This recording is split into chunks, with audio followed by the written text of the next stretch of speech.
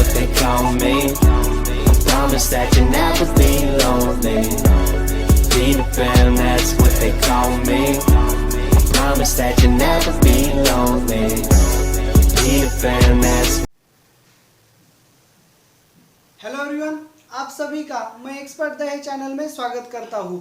आज का हमारा टॉपिक है एंगल बिटवीन टू कर्व्स। बहुत से बच्चों ने डिमांड की थी कि दो कर्व के बीच का एंगल कैसे फाइंड करना है, तो इसके लिए आज का ये टॉपिक है। अब हम दो कर्व के बीच का एंगल को फाइंड करने जा रहे हैं, लेकिन दो कर्व के बीच के एंगल को फाइंड करने के लिए हम क्या करेंगे, डेरिवेटिव का यूज करेंगे। इससे पहले हमने देखा था कि दो पैराबोला अगर इंटरसेक्ट होते हैं तो उनके बीच का एंगल कैसे फाइंड करते हैं, दो सर्कल इंटरसेक्ट होते हैं तो उनके बीच का एंगल कैसे फाइंड करते हैं।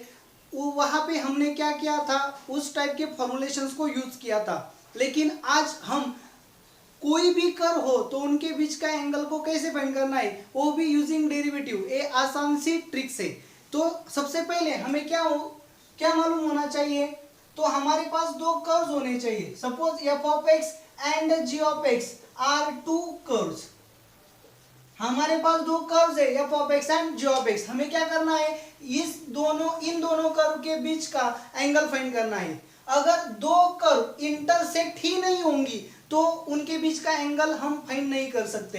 तो सबसे पहले जरूरी क्या है कि दो कर्व जो है वह इंटरसेक्ट होनी जरूरी है। यानी कि अगर हम इस कर्व को एफ ऑफ एक्स लेंगे और इस कर्व को जी ऑफ एक्स लेंगे, तो सबसे पहले जरूरी क्या है कि दो कर्व इंटरसेक्ट होनी चाहिए। अगर दो कर्व इंटरसेक्ट नहीं होंगी तो फिर हम उनके बीच का एंगल फाइंड नहीं कर सकते। तो रिक्वायरमेंट में सबसे पहले क्या आएगा कि दो कर्व का इंटरसेक्शन होना जरूरी है। तो पहले हम क्या करेंगे, तो एफ ऑफ एक्स और जी ऑफ एक्स के बीच को एंगल फाइंड करने के लिए हम पहले पॉइंट ऑफ इंटरसेक्शन को फाइंड करेंगे। अब पॉइंट ऑफ इंटरसेक्शन कैसे फाइंड करेंगे, फॉर एग्जांपल देखो, अगर एफ ऑफ एक्स आपके पास क्या है, एक्स स्क्वायर प्लस 2a और जी ऑफ एक्स आपके पास क्या है, 2x प्लस 1 है, तो हम क्या करेंगे, तो एफ ऑफ एक्स और जी ऑफ एक्स अगर इंटरसेक्ट करते हैं एट पॉइंट P को, तो P जो पॉइंट है वह पॉइंट एफ ऑफ एक्स पे भी होगा और जी ऑफ एक्स पे भी होगा। यानी कि P के कोऑर्डिनेट्स दोनों फंक्शन को सेटिस्फाई करेंगे, यानी कि एफ ऑफ एक्स और g of x at point P को सेम होंगे। Therefore f of x is equal to g of x लेंगे, x square plus 2 is equal to 2x plus 1 होगा। यहाँ से हम क्या करेंगे, x की वैल्यूज को फाइंड करेंगे। यानी कि हमें x की वैल्यूज मिली कि हम उसी x की वैल्यू को f of x में और g of x में पुट करने के बाद y की वैल्यू फाइंड करेंगे। इस तरह से हमें यहाँ पे x1 और y1 की वैल्यू मिलेगी, यानी कि पॉइंट ऑफ इंटरसेक्शन मिलेगा। अब पॉइंट ऑफ इंटरसेक्शन मिलने के बाद हमें क्या करना है, हमें डेरिवेटिव का यूज करना है। तो सबसे पहले हम f ऑफ x को डिफरेंशिएट करेंगे, f dash of x find करेंगे। f ऑफ x को डिफरेंशिएट करने के बाद हमें क्या मिलेगा, f डैश ऑफ x मिलेगा। फिर f dash of x at point x1 y1 find करेंगे। f dash of x at point x1 y1, अभी हमें पता है कि किसी भी फंक्शन का डेरिवेटिव यानी कि उस फंक्शन के टेंजेंट का स्लोप होता है। तो मैंने f ऑफ x का डेरिवेटिव फाइंड किया तो मुझे क्या मिला, derivative eight point x1 y1, यानी कि f ऑफ x को टेंजेंट का स्लोप मिला। यानी कि ये क्या है, स्लोप ऑफ टेंजेंट है, slope of tangent to f of x। अब हम क्या करेंगे, g ऑफ x का डेरिवेटिव लेंगे। g ऑफ x का डेरिवेटिव क्या बनेगा, g डैश ऑफ x बनेगा। अब g dash of x at point x1 y1 find करेंगे। अब हमें पता है कि किसी भी फंक्शन का डेरिवेटिव यानी कि उसी फंक्शन को टेंजेंट का स्लोप होता है। यानी कि g डैश ऑफ x क्या बनेगा, slope of tangent to g of x। तो हम यानी कि इसका मतलब क्या है, इसे समझ लीजिए कि f ऑफ x से पॉइंट ऑफ इंटरसेक्शन को हमने क्या किया, डेरिवेटिव फाइंड किया, यानी कि स्लोप ऑफ टेंजेंट फाइंड किया। यानी कि इस तरह से स्लोप ऑफ टेंजेंट बना f ऑफ x को और इस तरह से टेंजेंट बनेगी g ऑफ x को।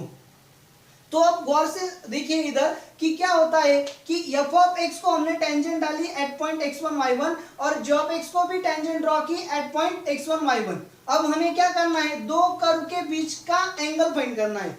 अब कॉन्सेप्ट ये है कि दो कर्व के बीच का एंगल यानी कि दो कर्व को ड्रॉ किए हुए टेंजेंट के बीच का एंगल, दो कर्व के बीच का एंगल यानी कि पॉइंट ऑफ इंटरसेक्शन को दो टेंजेंट के बीच का एंगल होता है। अभी हमें टेंजेंट का इक्वेशन फाइंड करने की कोई जरूरत नहीं है क्योंकि हमने टेंजेंट के स्लोप फाइंड किए।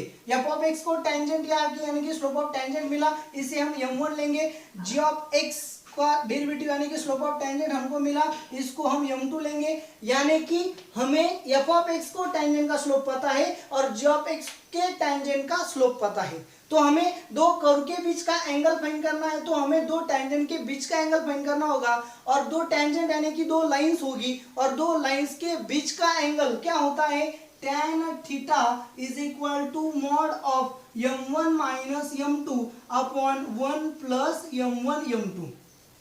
तो दो m1 क्या है, पहले टेंजेंट का स्लोप है, m2 क्या है, दूसरे टेंजेंट का स्लोप है, और tan थीटा, थीटा क्या है, दो टेंजेंट के बीच का एंगल है।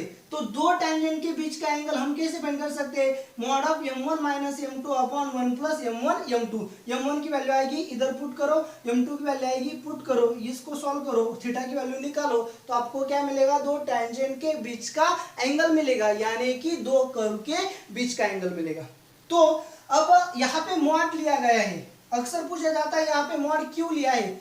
बहुत से बच्चों को ये बात मालूम नहीं होती है कि यहाँ पे मॉड लेना क्यों जरूरी है। यहाँ देखो कि दो टेंजेंट के बीच का ए भी एक एंगल बनता है और यहाँ से लो तो ए भी एक एंगल बनेगा। यानी कि अगर एक लाइन है, यहाँ पे दूसरी लाइन है, दो लाइन अगर इंटरसेक्ट करती है तो ये भी तो उन दोनों के बीच का एंगल होगा और ए भी उन दोनों के बीच का एंगल होगा। तो हमें कैसे पता कि हम ये इस एंगल को फाइंड कर रहे हैं या इस एंगल को फाइंड कर रहे हैं। तो गौर से देखो कि दो लाइन के बीच का एंगल एक तो एक्यूट बनेगा और दूसरा जो बनेगा वो ऑब्ट्यूज बनेगा। तो एक्यूट बनेगा यानी कि 0 के 90 के बीच बनेगा और ऑब्ट्यूज बनेगा यानी कि 90 टू 180 के बीच का बनेगा।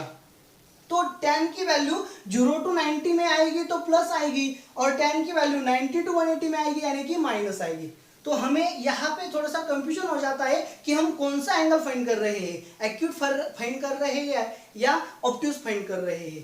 तो इसके लिए मैंने यहाँ पे मॉड लिया। मॉड लेने के बाद क्या होता है कि हम ऑब्ट्यूज का नहीं फाइंड करेंगे तो हम ऑलवेज कौन सा एंगल फाइंड करेंगे, एक्यूट एंगल फाइंड करेंगे। तो हमको एक गारंटी मिलती है इस मॉड के साथ कि हम दो टेंजेंट के बीच का एंगल एक्यूट ही फाइंड कर रहे हैं। तो टेंजेंट का एंगल एक्यूट होगा तो कर्व के बीच का एंगल भी एक्यूट ही होगा। तो इसी तरह से दो कर्व के बीच का एंगल फाइंड कर सकते हैं चाहे कर्व जो भी हो। तो मैं इसको समराइज कर देता हूँ कि दो कर्व के बीच के एंगल को हमें कैसे फाइंड करना चाहिए। तो सबसे पहले हम दो कर्व के पॉइंट ऑफ इंटरसेक्शन को फाइंड करेंगे, फिर पॉइंट ऑफ इंटरसेक्शन पे दोनों कर्व्स के डेरिवेटिव लेंगे। तो पहले कर्व का डेरिवेटिव m1 आएगा, एक उसको स्लोप ऑफ टेंजेंट आएगा यानी कि m1 बोलेंगे। दूसरे कर्व का जो डेरिवेटिव आएगा एट पॉइंट x1 y1 उसको हम m2 बोलेंगे यानी कि स्लोप ऑफ टेंजेंट आएंगे। पहले टेंजेंट का स्लोप m1 होगा, दूसरे टेंजेंट का स्लोप m2 होगा। तो दोनों टेंजेंट के स्लोप पता चलने पर हम एंगल बिटवीन टू लाइंस का फॉर्मूला यूज करेंगे और दो लाइंस के बीच का एंगल फाइंड करेंगे और दो लाइंस के बीच का जो एंगल होगा वही दो कर्व के बीच का एंगल होगा। आपको ये वीडियो कैसा लगा, ये ट्रिक्स कैसी लगी, आप मुझे कमेंट में जरूर बताइए और इस चैनल को ज़्यादा से ज़्यादा सब्सक्राइब करें। Thank you very much.